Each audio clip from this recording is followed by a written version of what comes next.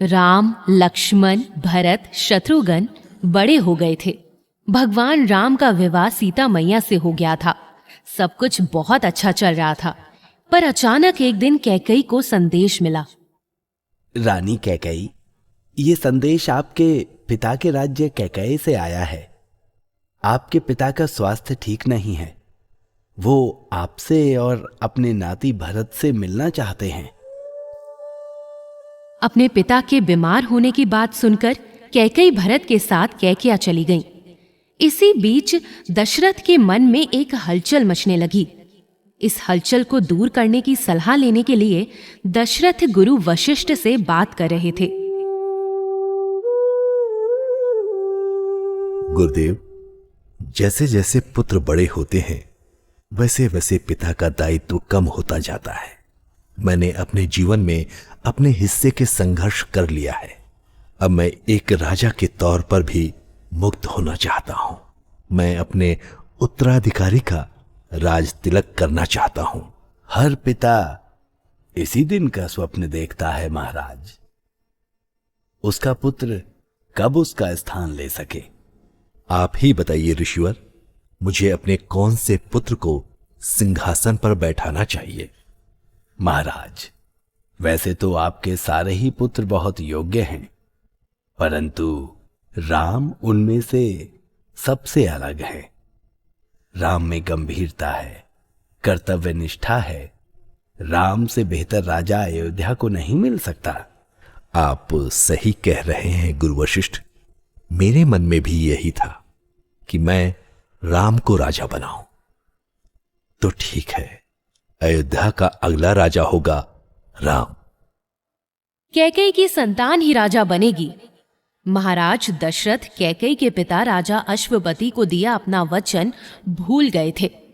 वो भूल गए थे कि उन्होंने एक पुत्री के पिता को वचन दिया था और उसी वचन के आधार पर उस पिता ने अपनी पुत्री का विवाह उनसे करवाया था। पूरे अयोध्या में राम के राज तिलक को लेकर धूम मची हुई थी।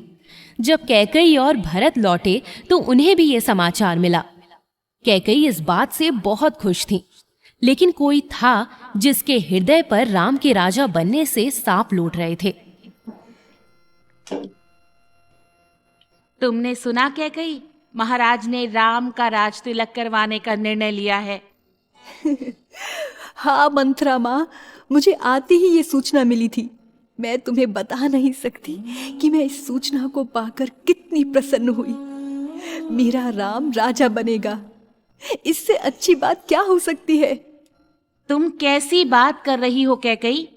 राम अगर राजा बनेगा तो भरत का क्या होगा? तुम क्या चाहती हो? भरत केवल राम की परछाई बनकर रह जाए? मंत्रा माँ, अगर मेरा भरत तिल बराबर भी राम जैसा हो गया तो मेरा माँ बनना सफल हो जाएगा। राम की परछाई बनना तो भरत का ही सौभाग्य होगा। पर ऐसे तो भरत कभी राजा नहीं बन पाएगा। ये कैसी बातें कर रही हो मंत्रा माँ? राम के बाद भरत ही तो संभालेगा राजगद्दी को। कैकेयी, तुम राम के प्रेम में अंधी हो गई हो। क्या तुम ये भूल गई हो कि राम के बाद भरत नहीं, राम का बड़ा पुत्र राजगद्दी पर बैठेगा। यही नियम है। और इस तरह मंथरा ने कैकेयी के मन में एक ऐसा बीज बो दिया जिसका परिणाम भुगतना पड़ा भगवान राम को। राम अपनी कैकेयी माँ के वचनों का मान रखते हुए वन चले गए थे, और अब जब 14 वर्षों बाद राम लौटे थे तब भी वो सबसे पहले अपनी कैकेयी माँ से मिलने ही गए थे। मां, आपने जो किया वो भरत का भला सोचते हुए किया था। आप जानती थी कि पिताजी भूल गए थे कि उन्होंने आपके पिता को वचन दिया था कि वो आपके ही पुत्र को राजा बनाएंगे। आप ये भी जानती थी कि उन्हें वो याद दिलाने से कोई लाभ नहीं होने वाला था। इसलिए आपने अपने उन वचनों का प्रयोग किया जो पिताजी ने आपको रणभूमि में दिए थे। आपने ऐसा करके मेरे पिता को उस पाप से बचा लिया था जो उन्हें अपने वचन को तोड़कर मिलता। आपने उन्हें इतिहास में कलंकित होने से बचा लिया। मां, राम, मेरे पुत्र, मेरे कारण तुम्हें कितने कष्ट सहने पड़े। मेरे कारण निर्दोष सीता को भी राजभवन छोड़कर जंगलों में भटकना पड़ा। मैं तुम सब की दोषी हूं। नहीं, ये नियति थी। मैं तो आया ही इस धरती पर दुष्टों का विनाश करने के लिए था। आपके मांगे वचन तो वो मार्ग बने जिस पर चलकर मैं वो कर पाया जिसके लिए मैंने अवतार लिया था। ये राम हमेशा आपका आभारी रहेगा।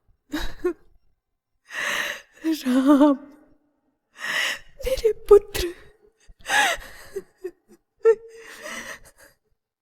ये कहकर कैकेयी ने राम को अपने गले से लगा लिया। राम ने कैकेयी को क्षमा कर दिया था। उनके हृदय में मां कैकेयी के लिए केवल और केवल प्यार था। जिनके मन में हर किसी के लिए स्थान है वही राम है। जय श्री राम। हे रामा पुरुषोत्तमा नरहरे नारायणाकीशा गोविंदा गरुड़ध्वजा गुणनिधे दामोदरा माधवा। हे कृष्ण कमलापते यदुपते सीतापते श्रीपते वैकुंठाधिपते चराचरपते लक्ष्मीपते पाहि माम।